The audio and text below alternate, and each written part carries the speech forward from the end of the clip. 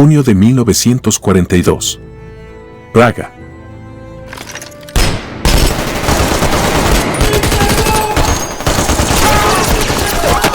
Dentro de una iglesia, cientos de soldados de las SS se enfrentan a un puñado de comandos checos que resisten hasta la muerte.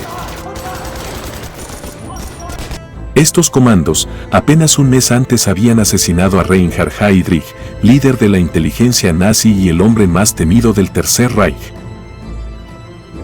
Ahora enfrentaban las consecuencias de este valiente atentado.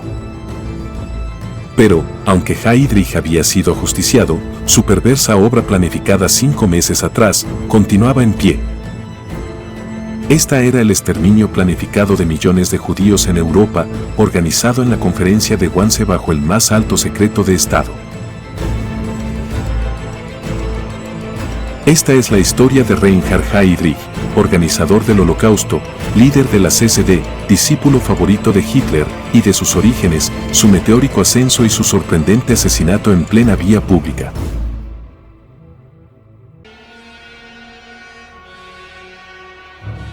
...7 de marzo de 1904. Reinhard Tristan Eugen Heydrich nace en la ciudad de Halle, en el estado alemán de Sajonia. Su padre Bruno es cantante y compositor de ópera.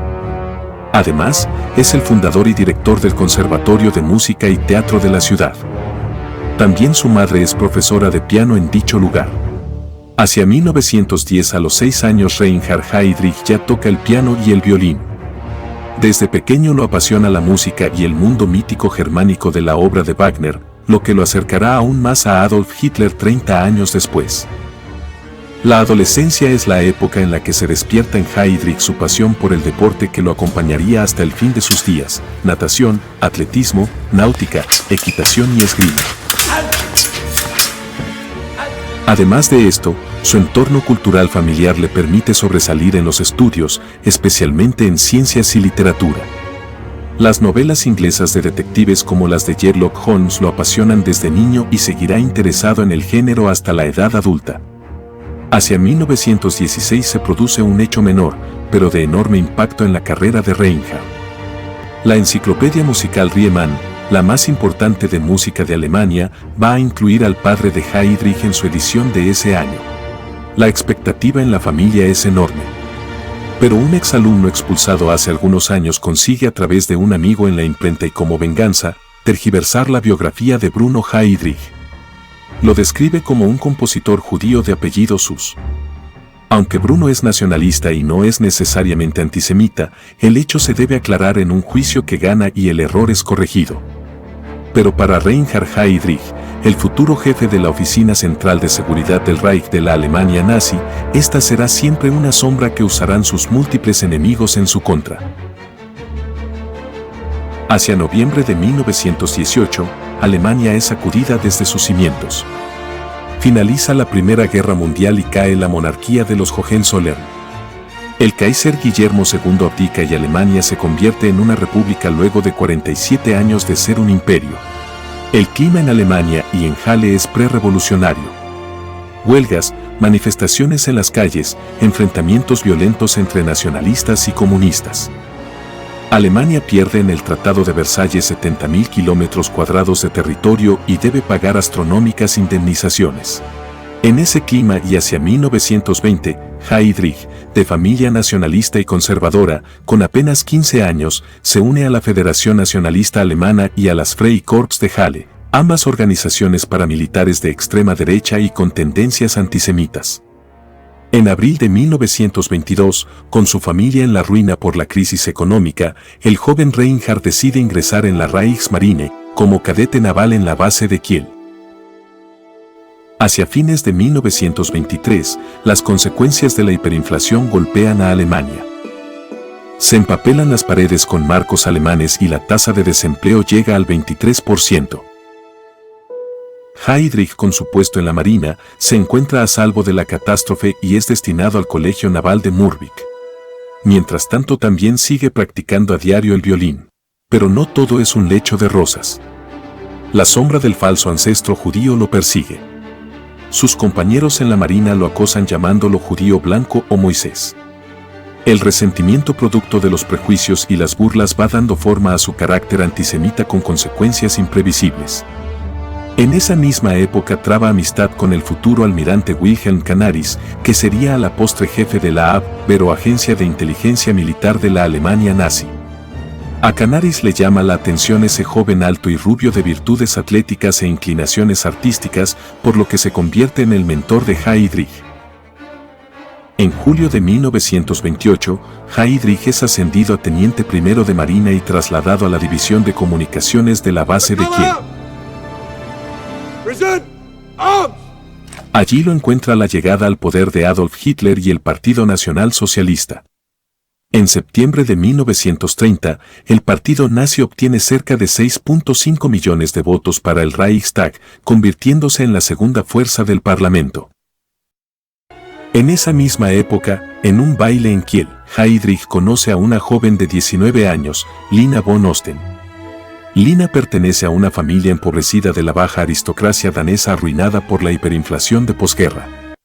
A diferencia del Heydrich de entonces, los von Osten son nazis convencidos y furiosos antisemitas, incluida la propia joven Lina. Hasta mantienen contactos con Hitler, mientras que Heydrich ni siquiera ha leído Mi lucha. Es la familia von Osten la que introduce a Heydrich en los círculos de poder y la ideología nazi. En abril de 1931, Reinhard y Lina se comprometen a casarse, pero él continúa manteniendo una relación con otra joven, que se considera también comprometida con él. Esta a través de un alto contacto en la Marina lo denuncia. El almirante Erich Raeder, comandante en jefe de la Reichsmarine, luego de un tribunal de honor encuentra su comportamiento impropio e indigno de un oficial naval y lo da de baja. Reinhard está en la calle, comprometido con Lina von Osten y sin empleo, en medio de una crisis económica sin precedentes para el país con 4 millones de alemanes como él sin trabajo. Sus padres poco pueden ayudar. Están arruinados. Los von Osten, por otro lado, ya no lo ven como el candidato ideal para Lina. Heydrich, por insistencia de su futura mujer, busca afiliarse al Partido Nacional Socialista. Finalmente, es aceptado en el partido con el número 544.916. No puede decirse que sea un oportunista, pero tampoco un viejo miembro. Heydrich es útil para el partido nazi por su entrenamiento militar. Un amigo de Lina, Karl von Eberstein, lo recomienda a un entonces desconocido Heinrich Himmler, quien es criador de pollos y jefe de las incipientes fuerzas de la Justafel o SS. Las SS se originan como un cuerpo de parapoliciales y paramilitares que ofician de guardaespaldas de Adolf Hitler. La reunión toma lugar en la granja avícola de Himmler en Múnich. En esta, el futuro Reichsführer le pide bosquejar un plan para la creación de una agencia de inteligencia de las SS. Heydrich carece de conocimientos en la materia, pero los años de lectura de novelas policiales y de espionaje le permiten inventar y convencer a Himmler al extremo que éste le ofrece hacerse cargo de la creación de la agencia de inteligencia de las SS. De esta forma nace la futura Sicherheitsdienst, en español Agencia de Seguridad, que se abrevia como SD. En julio de 1931, Reinhard Heydrich se une formalmente a las SS de Himmler, que ya cuentan con más de 10.000 miembros. El de Heydrich será el número 10.120. Allí crea una red de espías cuya información de inteligencia es almacenada sistemáticamente en la Casa Parda, la sede del partido nazi y utilizada para la persecución de opositores y la construcción de poder. De allí en adelante Heydrich es el brazo ejecutor de Himmler y de Hitler, el hombre de acción del Tercer Reich. Por otro lado, la organización rival de Himmler en el aparato nazi, la SA de Ernst Röhm, cuenta con 100.000 hombres. En esos años convulsionados de lucha callejera es cuando Heydrich cobra notoriedad. Los comunistas por su ferocidad lo apodan la bestia rubia. En diciembre de 1931, Reinhard Heydrich y Lina von Osten se casan en la iglesia protestante de Santa Catalina, en el Báltico. Como premio, Himmler lo asciende a Sturmbannführer o mayor. Ya tiene su uniforme y un grado militar equivalente al que ostentaba al ser expulsado de la Marina. Aunque el prestigio social de uno y otro puesto no es el mismo. Con su 1,91 metros, rubio, de ojos azules y enfundado en su uniforme negro de las SS es el prototipo del nazi ideal. Sus estándares de admisión para la SD son tan elevados que supera hasta los requerimientos exigidos para la guardia de élite de Hitler, la famosa Leibstandarte. Con Heydrich dirigiendo la SD, en julio de 1932, los nazis obtienen 13.5 millones de votos y se convierten en la primera minoría del Parlamento con un 37% del padrón. En este contexto, se comienzan a intensificar también las luchas callejeras entre comunistas y nazis. Es entonces cuando la sombra de sus posibles antepasados judíos vuelve a acosar a Heydrich. Lo denuncian ante el jefe de organización del partido nazi, Gregor Strasser. Pero se realiza una investigación y se determina que la acusación no tiene fundamento. Se lo declara así libre de cualquier antecedente judío. Apenas 7 meses después de esta elección, Adolf Hitler, en el marco de una alianza con católicos y nacionalistas, es nombrado canciller por el presidente Paul von Hindenburg. Luego de esto y como parte del programa de toma del poder absoluto, los nazis incendian el Reichstag de Berlín y le echan la culpa a los comunistas. El terreno está listo para la toma absoluta del poder. Ese año el Estado comienza a ser meticulosamente cooptado. Heydrich se apodera en Múnich de la policía de Baviera y lo mismo ocurrirá en el resto del país. Se comienza con el despliegue de campos de concentración para encerrar a disidentes políticos. Junto a esta medida, Hermann Göring unifica las diferentes organizaciones policiales de Prusia en la Geheime Staatspolizei, la policía secreta del Estado, mejor conocida como Gestapo, siendo esta el músculo de la represión interna en Alemania. En 1934 la Gestapo se incorporará a las SS de Himmler y desde 1939 puntualmente a la Oficina Central de Seguridad del Reich a cargo del propio Reinhard Heydrich. En julio de 1933 se proscribe al resto de los partidos políticos de Alemania y se instaura el régimen totalitario. El cargo de Führer, que significa líder, y el de canciller reemplazan la figura de presidente del Reich. La SS, con la llegada de Hitler al poder ya como Führer y Reichskanzler, controlan la represión estatal, pero no la callejera, que sigue a cargo de las SA de Ernst Röhm. Ernst Röhm es un antiguo aliado de Hitler y también de Himmler y Heydrich en sus luchas contra los comunistas, socialistas, conservadores y moderados. Ahora es un peligroso competidor. Y no solo para el propio Führer, también para las SS, que ya cuentan con 200.000 miembros. Para terminar con Röhm, los altos mandos de las SS y las SD se reúnen en Berlín, y Heydrich denuncia que, según informes de inteligencia, la SA está a punto de dar un golpe.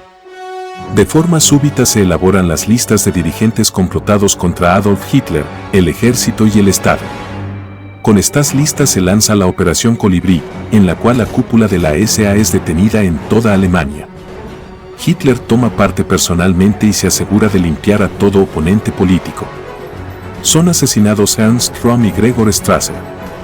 La SS y la SD son los vencedores en la llamada Noche de los Cuchillos Largos, y como premio Heydrich es ascendido a SS Gruppenführer o teniente general, con tan solo 30 años.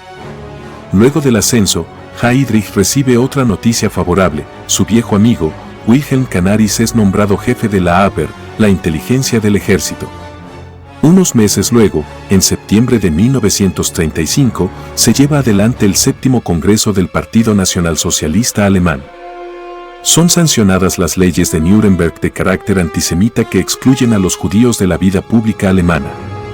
En ese momento viven en Alemania 500.000 de judíos que quedan a merced del Estado nazi.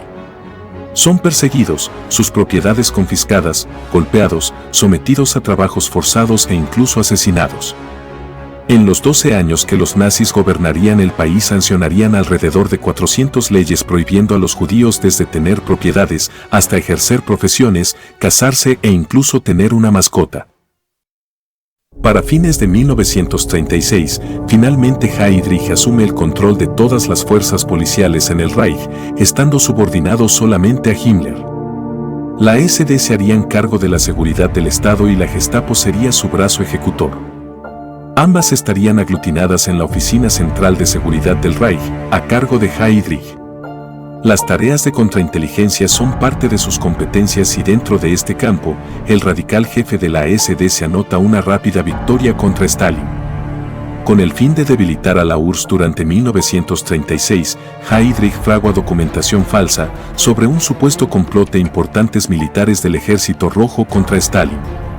Tal es el caso del mariscal Mikhail Tukhachevsky, héroe de la guerra civil y jefe del Estado Mayor, el cual es ejecutado. Esta operación de inteligencia urdida por Heydrich contribuye a llevar al siempre paranoico Stalin a lanzar una gran purga que alcanza a más de 35.000 de sus mejores oficiales, acusados de traición. Es probable que Stalin ya lo hubiera contemplado antes de las denuncias y aprovechara el rumor de Heydrich para llevarla a cabo. Esta falencia de oficiales preparados la sufriría la URSS unos años luego, al comienzo de la Segunda Guerra Mundial. El próximo gran acto de Heydrich es la coordinación del pogromo contra los judíos, instigado por el ministro de propaganda Joseph Goebbels. Conocida como Kristallnacht o Noche de los Cristales Rotos, la noche del 9 de noviembre de 1938 se ataca en toda Alemania a la población judía. Sinagogas, comercios, centros comunitarios y casas particulares son agredidos por la SS, la SD, la Gestapo, las juventudes hitlerianas, así como miembros del partido nazi. Hay linchamientos y golpizas, los muertos son casi 100. Miles de comercios judíos y cientos de sinagogas son destruidos. 30.000 judíos son arrestados y enviados a campos de concentración como Buchenwald en Weimar o Dachau en Baviera. Es el comienzo de medidas más agresivas contra la población judía. 11 meses luego de estos eventos, Alemania lanza la Operación Casablanca, la invasión de Polonia. El casus belli es meticulosamente preparado al estilo nazi. Personal de la SS de Heydrich simula un ataque a un puesto aduanero alemán y una estación de radio, para transmitir desde ahí un mensaje de tono nacionalista en idioma polaco. Luego se vestirá con uniformes polacos a prisioneros asesinados del campo de concentración de Sachsenhausen. Era toda la prueba que se necesitaba debidamente cubierta por la prensa afín. Las primeras víctimas de la Segunda Guerra Mundial fueron prisioneros de un campo de concentración. Apenas 20 días luego, con la campaña polaca en marcha, Heydrich manda un telegrama a los jefes de los Einsatzgruppen, sus escuadrones de la muerte, para la detención, confiscación de bienes y concentración en guetos de los judíos polacos. Habían sido creados por Heydrich durante la anexión de Austria en 1938, pero no es hasta la campaña en Polonia que muestran tamaña brutalidad y cumplen un rol criminal. Marchan detrás de las tropas regulares del ejército alemán operando contra los partisanos, opositores y judíos, ejecutándolos de forma sumaria. Durante la campaña de Polonia, Hitler explicita sus planes respecto a los judíos europeos. Si los financieros judíos internacionales de dentro o fuera de Europa vuelven a llevar a las naciones a una guerra mundial, el resultado no será el triunfo del bolchevismo en el mundo y con ellos el triunfo del judaísmo, sino la aniquilación total de la raza judía en Europa. Sus secuaces, guiados por Heydrich, no hacían sino seguir sus lineamientos. Este accionar brutal de los Einsatzgruppen en Polonia motiva que en la campaña de Francia, donde los estándares de trato son otros, en 1940, el ejército no les permita participar de la ofensiva. Esta prohibición le da tiempo a Heydrich para sumarse como piloto a la Luftwaffe, donde alcanza el grado de mayor. Participa así en misiones en el frente occidental pilotando cazabombarderos Messerschmitt. Participa a lo largo de la guerra en más de 100 misiones aéreas, incluido el Frente del Este. Es condecorado con una Cruz de Hierro de primera clase y otra de segunda clase. A pesar de las medallas, el propio Adolf Hitler se lo prohíbe luego de un grave accidente tras las líneas rusas en julio de 1941. En octubre de 1940, los judíos de Varsovia son obligados por orden de las SS a vivir en el gueto. Más de 350.000 judíos, el 30% de la población de la ciudad, son concentrados y hacinados en una superficie menor al 3% de la urbe. Antes de iniciar la guerra con la URSS, Hitler dicta la orden de los comisarios en la que los miembros del gobierno y el Partido Comunista, judíos y partisanos deben ser asesinados sumariamente. Los Einsatzgruppen de Heydrich son la pieza clave de esta maquinaria. 22 de junio de 1941. Hitler lanza la Operación Barbarroja, la invasión de la URSS que representa la incorporación de 5 millones de judíos rusos sumados a los más de 3 millones de judíos polacos a la jurisdicción directa de Himmler y Heydrich. Sus Einsatzgruppen cuentan para entonces con no más de 5.000 hombres para un frente de casi 3.000 kilómetros desde el Báltico al Mar Negro. Reclutarán locales, ucranianos, letones o bielorrusos para el trabajo pesado. Los Einsatzgruppen entre 1939 y 1941, previamente a la sistematización del genocidio, al desarrollo de instalaciones permanentes y campos de exterminio, asesinan en el frente del este a 1,5 millones de personas, mayoritariamente judíos, por medio de fusilamientos masivos y otros métodos. Hacia el 31 de julio de 1941, el mariscal del Reich y segundo en la línea de mando por debajo de Hitler, Hermann Göring, le encarga a Reinhard Heydrich formalmente llevar adelante todos los preparativos organizativos y técnicos para la solución integral de la cuestión judía o solución final. Esta orden de Göring no pudo ser dada sin el visto bueno de Adolf Hitler. En línea con esto, en septiembre del 1941, Heydrich emite un decreto para la concentración de los judíos en grandes ciudades polacas. Desde octubre, miles de judíos europeos comienzan a ser enviados a guetos en Polonia. El mayor y más emblemático es el de Varsovia, creado en octubre de 1940, donde habitan 400.000 personas. En estos mismos días, Heydrich es nombrado protector de Bohemia y Moravia, puesto que ocupará junto con el de líder de la Oficina de Seguridad del Reich. Este título de protector incluye la autoridad completa sobre la Checoslovaquia ocupada en reemplazo de la autoridad anterior más moderada, Konstantin von Neurath. Heydrich inicia una despiadada política represiva y en 2 semanas ordena fusilar a 550 checos considerados disidentes. El objetivo es doblegar la resistencia y acelerar la germanización, diluyendo la cultura checa. Es en Checoslovaquia donde se gana su apodo de El Carnicero de Praga. Mientras esto sucede, en el este los Einsatzgruppen llegan detrás de la Wehrmacht a las ciudades y aldeas, identifican a los judíos, los llevan a los sitios de ejecución, los desnudan y los ametrallan en fosas cavadas previamente por las mismas víctimas. En Babi Yar, en las afueras de Kiev, más de 33.000 judíos son asesinados en un solo evento por el Einsatzgruppen D. Esa es la mecánica despiadada empleada. Ese mismo año el SS-Gruppenführer, Arthur Neve del Einsatzgruppen B, invita a Himmler a presenciar lo que Heydrich conocía perfectamente, las ejecuciones masivas. Tras presenciar el acto, Himmler se descompone impresionado por lo que ve y ordena a Heydrich buscar métodos diferentes para las ejecuciones. Le preocupa el efecto que el asesinato de hombres, mujeres y niños indefensos y desnudos tiene en la moral de las tropas. Por iniciativa de Arthur Neve surgen las primeras cámaras de gas móviles utilizando el monóxido de carbono de los vehículos. El método, sin embargo, no es más que un fracaso debido a su ineficiencia. Hasta ese momento no existe una política oficial ni un sistema que contemple la eliminación física total de los judíos europeos. Para octubre de 1941, Himmler prohíbe la emigración de judíos afuera del Reich.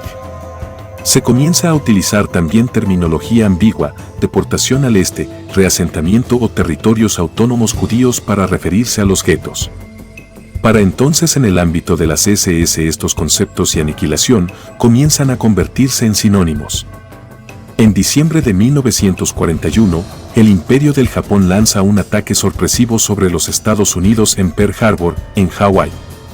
Estados Unidos declara la guerra al Japón el 8 de diciembre. Alemania por su parte le declara la guerra a los Estados Unidos, esperando que Japón le declare la guerra a Rusia como contraparte. La guerra ya excede el marco de Europa y es mundial. Y está posiblemente perdida para el nazismo, que debe enfrentar a la URSS, Inglaterra y Estados Unidos al mismo tiempo. Resuenan las profecías de Hitler de 1939 sobre el exterminio de los judíos. Unos días luego, en un encuentro del partido nazi que reúne a sus figuras más prominentes, Hitler vuelve a declarar sin lugar a ambigüedades que si los judíos causan otra guerra mundial serán exterminados. Por algún motivo acusa a los inocentes judíos de ser culpables de la guerra que él mismo había desatado, o simplemente lo utilizaba de excusa. Es en esta reunión cuando Adolf Hitler decide el exterminio completo de todos los judíos de Europa. La luz verde para el genocidio había sido dada y tanto Heydrich como Himmler toman debida nota del comentario. Hacia fines de diciembre, sin embargo, mientras Heydrich y sus secuaces planifican metódicamente el holocausto, dos jóvenes checos, los soldados Jan Kubiš y Josef Gabčík, se lanzan en paracaídas en los alrededores de Praga junto a un equipo entrenado por la Dirección de Operaciones Especiales del Ejército Británico. Su objetivo único es asesinar a Reinhard Heydrich. Es el comienzo de la Operación Antropoide.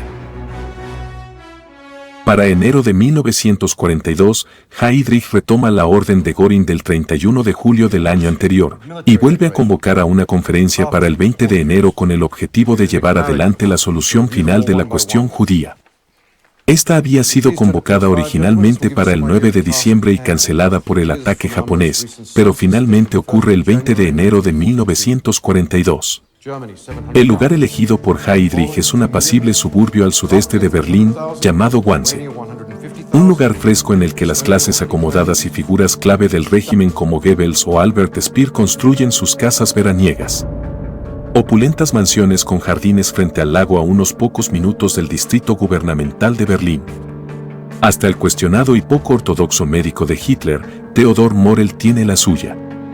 La casa elegida para la conferencia es la 56 a 58 y pertenece a la SD, oficiando de hogar para altos mandos que visitan Berlín.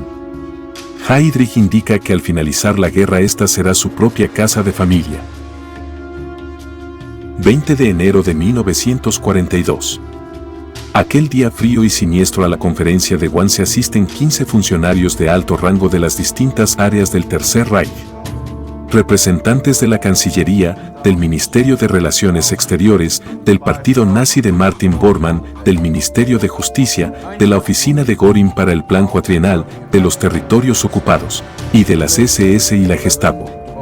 La mayoría son hombres jóvenes, universitarios y ambiciosos, del mismo rango que su anfitrión, Reinhard Heydrich, pero con menos poder que él.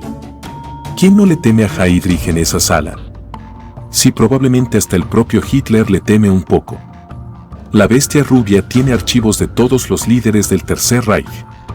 De los 15 asistentes a la reunión, solo 2 conocen los detalles de la agenda. El propio Heydrich y su lugarteniente Adolf Eichmann. El teniente coronel de las SS, Adolf Eichmann, es un burócrata eficiente que se ocupa de los aspectos logísticos del Holocausto, transporte, infraestructura, emigración, deportaciones. Es en la oficina de Adolf Eichmann donde se evalúa deportar a los judíos a Siberia o a la inhóspita isla de Madagascar en el Océano Índico. La conferencia dura entre 1 hora y 1 hora y media. Se ameniza con coñac, puros, vinos franceses y un extraordinario buffet completo. Un ambiente cálido y alejado de las privaciones de los soldados de la Wehrmacht en Rusia, que sufren el terrible invierno en condiciones deplorables. Se realiza una minuta de la reunión que Adolf Eichmann entrega a los asistentes. Son copias numeradas que solo pueden compartir con sus superiores. Al leer la minuta todos notan que lo que consta es exactamente lo que Reinhard Heydrich quiere que figure como consenso general. Está claro que el objetivo establecido por Göring y Hitler es la solución final a la cuestión judía en Europa y que el control de la operación recae en el Reichsführer SS Himmler y dentro de su estructura, en la persona de Reinhard Heydrich. Se presenta así una planilla país por país, incluida Inglaterra, donde los judíos europeos totalizan 11 millones. La llamada solución final los afecta a todos y cada uno. Los judíos deben ser enviados hacia el este, donde serán sometidos a trabajos forzados en la construcción de carreteras hasta que el desgaste natural los vaya matando. Las áreas civiles del Reich ponen tibias y temerosas objeciones, aunque finalmente se someten a la voluntad de Heydrich. Un ejemplo de este comportamiento es el del Dr. Wilhelm Stuckart, prestigioso abogado nazi del Ministerio del Interior y autor de las leyes de Nuremberg que excluyeron a los judíos de la vida pública. En un principio, Stuckart sostiene que se debe evaluar cómo tratar a los judíos que lo son solo en parte, o sea llamados mestizos, porque en parte son alemanes y las leyes de Nuremberg lo tienen contemplado. Finalmente cede a la presión de Heydrich. Propone cosas como disolver los matrimonios mixtos por ley, esterilizar forzosamente a los mestizos, o que expertos del partido busquen un consenso sobre qué hacer con ellos. En la práctica dejó la solución en manos de la SS y de Heydrich y Himmler. El que más objeciones pone y al final de la guerra muestra vergüenza es el Dr. Friedrich Wilhelm Kritzinger de la Cancillería del Reich. Sostiene que Hitler le ha asegurado personalmente que tal medida no está contemplada. Heydrich le responde fríamente que por cuestiones políticas lo seguiría negando, pero que la orden secreta del Führer es la solución final. Kritzinger ya había mostrado algunas actitudes de oposición, como por ejemplo negarse entre 1940 y 1941 a declarar a los judíos alemanes apátridas. Según el gran historiador Theodor Mommsen, lo que lo incriminó fue su debilidad, no su iniciativa en estos temas. Otro que plantea una objeción es Erich Neumann, enviado a la reunión por Hermann Göring y responsable del Plan Cuatrienal. Neumann plantea tímidamente que como en ese momento la industria bélica alemana utiliza mano de obra esclava que en parte eran judíos, su deportación afectaría el nivel de producción. Heydrich le responde que serán reemplazados por eslavos. Heydrich establece sin ningún lugar a dudas que los judíos que sobrevivan serán eliminados. Lo mismo para los que desde un comienzo no sean aptos para el trabajo forzado. La gran mayoría son intelectuales, empleados, comerciantes, científicos, docentes, artistas que no pueden resistir mucho tiempo esas condiciones inhumanas. Se comenzará de oeste a este, empezando por Alemania y el protectorado de Bohemia y Moravia, la actual República Checa, para seguir por Polonia. Evacuación es claramente sinónimo de exterminio y nadie sobrevivirá a esas deportaciones. Lo único que no queda definido es la modalidad del exterminio. Según declara Eichmann en su juicio de 1962, se discutieron medidas concretas de exterminio, gas, esterilización y trabajos forzados. En Wannsee, independientemente de cuál sea el método, se decide el exterminio de los 11 millones de judíos que habitan en Europa. Es sin duda el inicio de la Shoah, lo que significa catástrofe en hebreo. Lo que Heydrich ignora es que le quedan apenas 4 meses de vida y que morirá en Praga unas semanas después de la conferencia. A fin de culminar el exterminio sistemático, se construyen instalaciones permanentes a las cuales las personas son conducidas para su eliminación. Las víctimas son transportadas en trenes de carga en forma inhumana a los campos de exterminio de Polonia. Los eufemismos son humillantes, se habla de Sonderbehandlung o tratamiento especial para referirse al exterminio. También se dispone de campos de trabajos forzados en Alemania, Austria o Checoslovaquia. Pero los presos no están destinados en principio al tratamiento especial, sino al desgaste gradual por trabajo. Luego de la derrota alemana, durante los juicios de Nuremberg, se revelaría finalmente el mecanismo de la solución final. En un acto sin precedentes, el jefe del campo de concentración de Auschwitz, Rudolf Höss, admitió haber descubierto accidentalmente el uso de un pesticida llamado Ciclón B en 1941. Declaró haberlo probado con prisioneros de guerra soviéticos en septiembre de 1941, explicando que tardaban unos 15 minutos en morir ante la mirada atónita del juez. Luego de descubrir este químico y bajo órdenes de Himmler, el comandante de Auschwitz, según su propia confesión, cuenta que se diseñaron falsas salas de baño a donde se conducía a las víctimas desnudas y donde se las asesinaba con ese compuesto. Reconoció haber construido hornos crematorios para destruir los restos de los difuntos. El inicio del funcionamiento Höss lo sitúa en marzo de 1942. Ante la pregunta del tribunal sobre cuántas fueron las víctimas, Höss las estimó sin inmutarse en alrededor de 2,5 millones de seres humanos solo en Auschwitz, aunque aclaró que esto era una estimación puesto que no existía un registro unificado y minucioso. Las cifras escalofriantes quebraron a la mayoría de los acusados y dejaron sin más argumentos a Hermann Göring, que estaba intentando defenderse con argumentos intrincados. Mientras se prepara la solución final, Reinhard Heydrich con su esposa Lina von Osten y sus 3 hijos viven en el Palacio de Panskie Brezhany, una hacienda rural neoclásica con amplios jardines, a unos 20 kilómetros de Praga. La sede gubernamental desde donde Heydrich gobierna Checoslovaquia con mano de hierro es el magnífico Palacio Arcani de más de 500 metros de largo, construido en el siglo IX como residencia de los reyes de Bohemia. Heydrich da fastuosas fiestas en el Palacio de Praga, donde hace gala de sus conocimientos musicales e incluso expone una representación de la obra de su padre Bruno. 27 de mayo de 1942. Praga. Es un hermoso día soleado en la exquisita ciudad de los Reyes de Bohemia. Las aguas del Moldava discurren tranquilas bajo el puente Karlov, y las siniestras agujas negras medievales de la iglesia de Tin reflejan su sombra sobre la plaza de la ciudad antigua. Los checos se disponen a vivir otro día más de la ocupación nazi, otro más desde 1939. Había sido un invierno cruel y no solo por el frío extremo sino por la férrea dictadura que ejerce el protector de Bohemia y Moravia. Había llegado la primavera, pero no así la esperanza. Igualmente, los cafés están colmados y la ciudad a pesar de todo parece estar viva. Ignoran los checos que ese día iba a ser glorioso, aunque también el preludio de un gran horror. En el palacio de Panenské Brezhany, Heydrich juega con sus 3 hijos. Su esposa Lina espera en el cuarto. Ese día Heydrich se demora.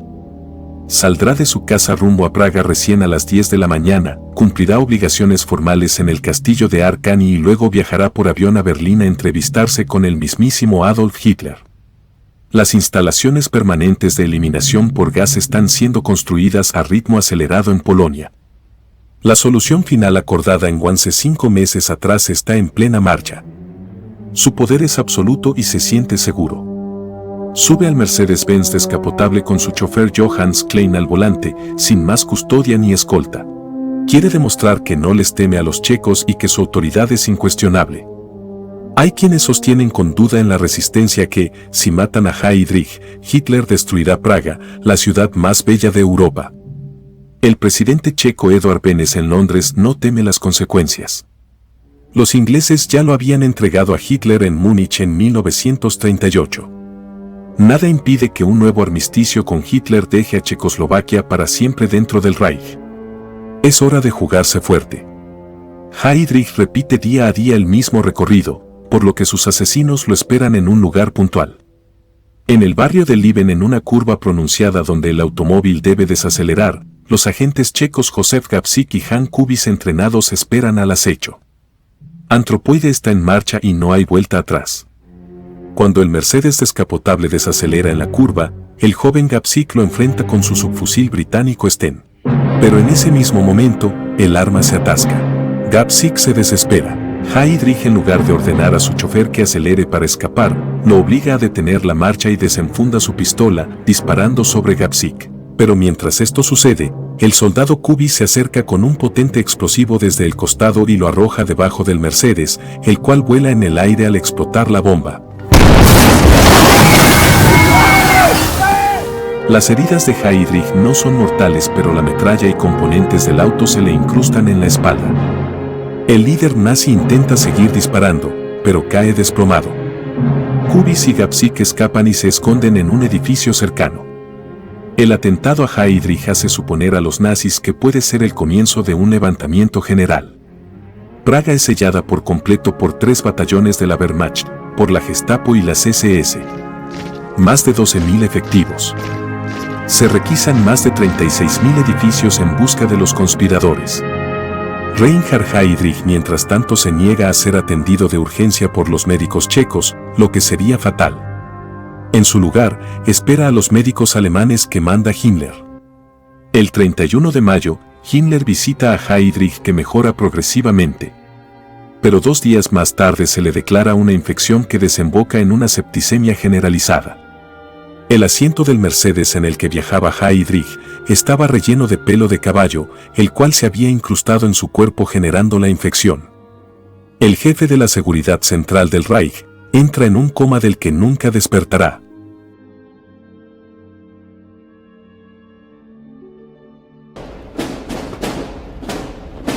Para el 4 de junio de 1942, Reinhard Heydrich ha muerto en el hospital de Bulovka a sus 38 años.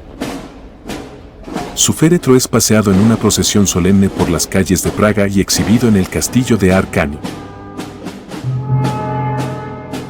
El 9 de junio es enterrado con honores en la Cancillería del Reich, con la marcha fúnebre de Sigfrido, del crepúsculo de los dioses de Richard Wagner de fondo.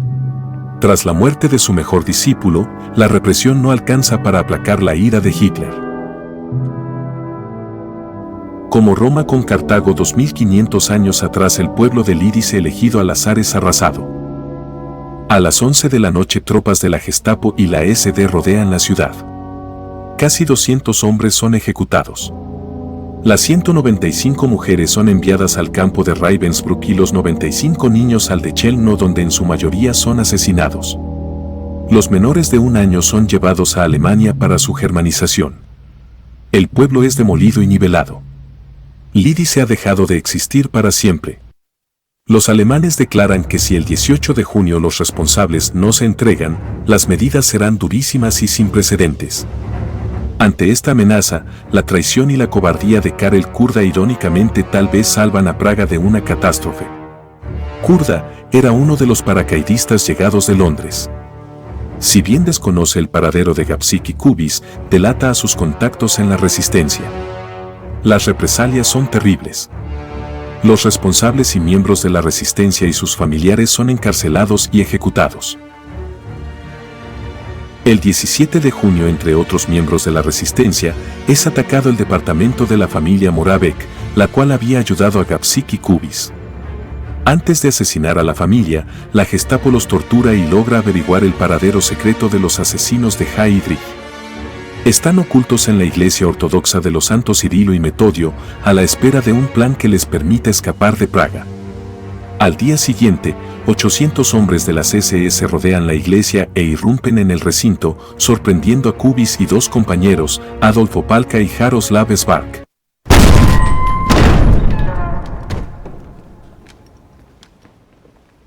Estos estaban de guardia, por lo que se desata un infernal tiroteo.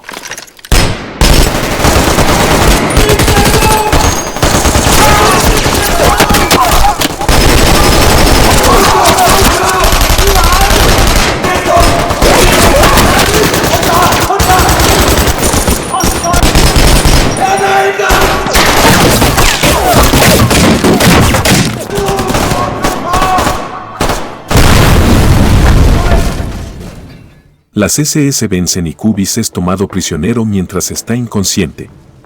El resto está escondido en los sótanos de la iglesia. El sacerdote Vladimir Petrek admite que Gabčík y otros comandos se ocultan en el subsuelo. Luego de esto se desatan 6 horas de duro combate, donde los alemanes pierden 14 hombres y otros 21 resultan heridos.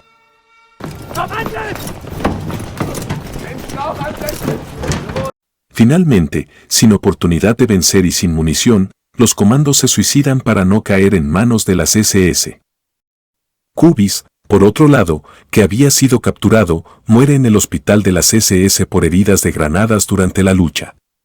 El traidor Karel Kurda debe reconocer los cadáveres de sus excompañeros y es recompensado con 2 millones de Reichsmarks por las SS.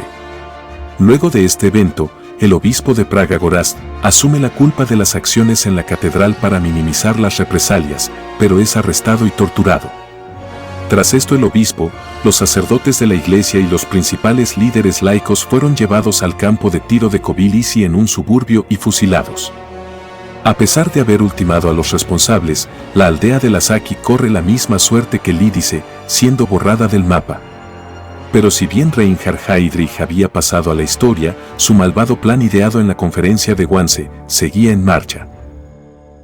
Entre julio y septiembre de 1942, entre 250.000 y 300.000 judíos del gueto de Varsovia son enviados en trenes de carga al campo de exterminio de Treblinka. Solo 55.000 quedan en el gueto. Después del asesinato de Reinhard Heydrich, Himmler lanza la Operación Reinhard. Entre el 22 de julio y el 4 de noviembre de 1942, en 3 meses, se asesina a 1,5 millones de judíos mayoritariamente en los campos de exterminio de Belzec, Sobibor y Treblinka. Hacia enero de 1943, los judíos del gueto de Varsovia comienzan a resistir valientemente negándose a cooperar con las SS. Para abril de 1943, los alemanes deciden la eliminación del gueto de Varsovia. Está al mando de la operación el general de las SS Jürgen Stroop. No cuentan con la heroica resistencia de los 55.000 judíos restantes enfermos, hambrientos y mal armados que resistirán hasta el 16 de mayo. Es la primera batalla del sionismo dirigida por Mordejai Anielewicz. Muchos caen peleando, como el propio Anielewicz, que se suicida junto a sus colaboradores cercanos en su búnker el 8 de mayo. Otros son asesinados al rendirse. La mayoría, unos 37.000, son enviados al campo de exterminio de Treblinka. Al final de la guerra en mayo de 1945, el resultado del genocidio de la Alemania nazi coordinado por Heydrich contra los judíos, gitanos, homosexuales, testigos de Jehová, prisioneros soviéticos, opositores y otros grupos alcanzó en Europa las 11 millones de personas, de los cuales 1 millón son niños. Durante los juicios de Nuremberg en marzo de 1947, entre montañas de documentos de la Cancillería del Tercer Reich, llama la atención un peculiar sello rojo, documento confidencial del Reich. Su título es Acta de Reunión. Se habían hecho 30 copias numeradas de la minuta de la conferencia de Wannsee y esta es la única que se encontró. Había pertenecido a uno de los participantes, Martin Franz Luther, del Ministerio de Relaciones Exteriores. Ahora era parte de la conciencia de la humanidad. Heinrich Himmler se suicida en Luneburgo el 23 de mayo de 1945 ingiriendo una cápsula de cianuro al ser capturado por los británicos. Hermann Göring es condenado por crímenes de guerra y crímenes contra la humanidad en los juicios de Nuremberg y condenado a la horca. Consigue suicidarse en su celda el 15 de octubre de 1946 con una cápsula de cianuro. Ernst Kaltenbrunner, sucesor de Heydrich al frente de la RSHA a partir de su muerte y continuador de su obra hasta el fin de la guerra, es encontrado culpable en Nuremberg de crímenes de guerra y crímenes contra la humanidad y condenado a la horca, en la que moriría el 15 de octubre de 1946. Similar destino le hubiera esperado a Heydrich de haber sobrevivido a la guerra. Adolf Eichmann consigue escapar pero es detectado, 15 años después del final de la guerra, y capturado por un comando israelí del Mossad en Buenos Aires. Es llevado a Israel, juzgado y luego ahorcado el 1 de junio de 1962. Eichmann había sido uno de los arquitectos de la solución final y estrecho colaborador de Heydrich. Rudolf Höss, jefe del campo de Auschwitz-Birkenau, fue condenado a la horca, sentencia que se cumplió en el sitio de sus crímenes en Auschwitz, Polonia, el 16 de abril de 1947. Luego de la guerra, Karel Kurda es ejecutado en Praga por alta traición. El 20 de enero de 1992, con motivo del 50º aniversario de la Conferencia de Wannsee, la mansión donde tuvo lugar es convertida en Museo del Holocausto. Si les ha gustado el documental, por favor suscríbanse al canal y compártanlo con sus conocidos. Un gran saludo y nos vemos en el próximo video.